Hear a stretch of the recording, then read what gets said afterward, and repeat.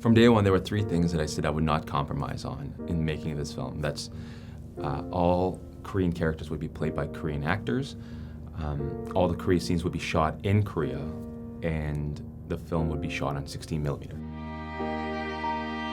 Those three things proved to be the most expensive and challenging things about making this film. And but because I had said it so vehemently from day one that even there was a couple times where I thought, oh God, do we just shoot this on digital? Or I thought, oh God, it'd be so embarrassing if I changed my mind now. I was so like adamant and firm about it. So no, we stuck to it, and thank God we did, because I truly believe that this film wouldn't be what it is had we not shot it on film. And I'm not speaking just about the visual aesthetic either. Just it forced us to have to approach the days differently. It forced me to prep and rehearse differently. It created a heightened sense of focus and discipline on the day, because everybody knows this is not cheap, and we have a finite amount of film, and these are long takes. Like I don't get to just cut around a moment. So everyone knowing that, nobody wanted to be the cause of why a 5-minute scene doesn't work at 4 minutes and 30 seconds in. And so it created higher stakes, but it was amazing. It was so much fun because it felt like a live theater performance, which is my background. And if you talk to anyone who've done any theater, there is no greater excitement and fear than the opening night of a play.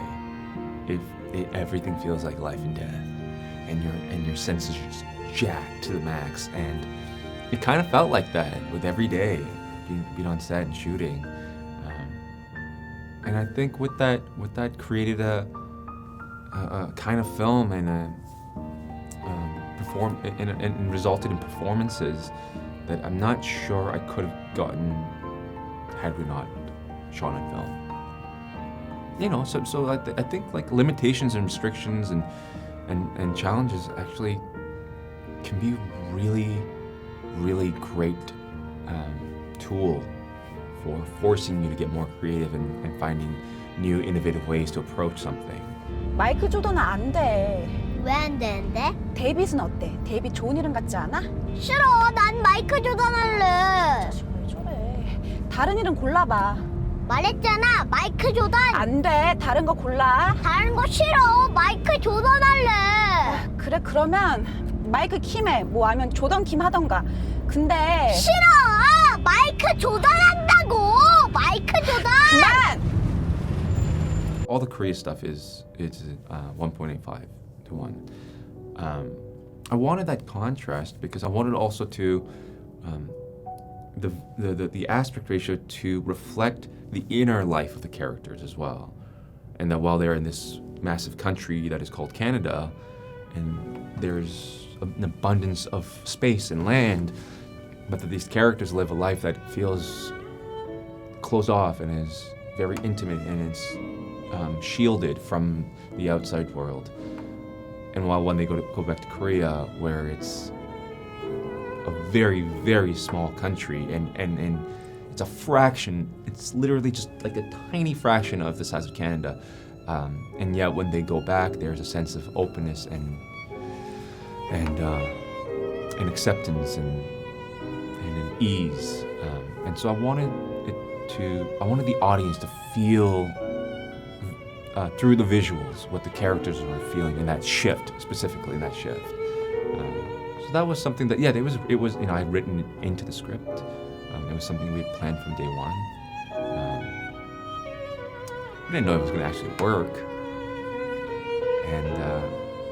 And we tried multiple times the different ways to transition. We had so many different versions of that transition, but once we got to that place and once we saw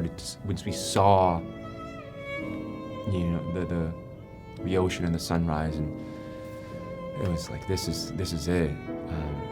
We don't need to do too much. We don't need to get fancy. We just need to let the space speak for itself. I feel bad for you. You feel bad for me? What are you talking about? Why would you feel bad for me? Bad luck. You choose the wrong woman.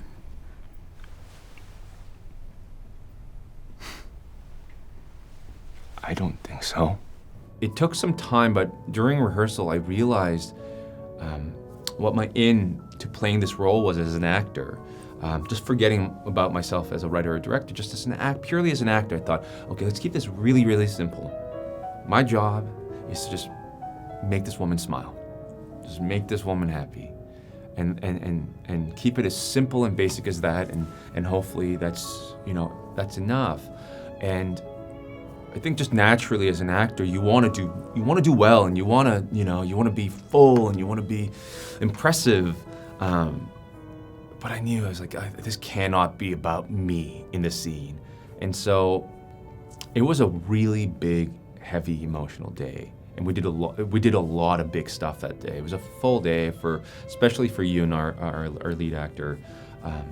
And so I was really mindful of just managing her energy levels and not wanting to burn her out. And we were shooting that scene. And, I was shit scared. And just being so terrified of getting to that scene, and there was such a build up to it, and we did it, and we did a few takes, and it was this like big emotional, like in my head I was like, this is amazing, I'm killing it. And we got through. Everybody was like, oh, yes, we got through this big one. And then it turned out there was a technical issue. We were shooting on film. So we had an issue, and we weren't going to be able to use that. And so we had to reshoot it the next day. And in my mind, I'm going like, this is a disaster. Like, I don't know if I can get there again. And we did it again, and it was completely different. I think it's much more subdued than what it was before. And I walked away going like, oh, I don't know. Like, I don't know if that just sucks. I don't know if it's going to be boring, but I watched it all because, even what we couldn't use, I could still see it. And I went, thank God for that, that error that we were forced to redo it, because had we gone with the original take, I'm sure some people would have thought like, oh, this director's really having his moment. But yeah, so it wasn't so easy. It did take some thought and effort and a bit of good luck. Yeah, it's a blessing in disguise.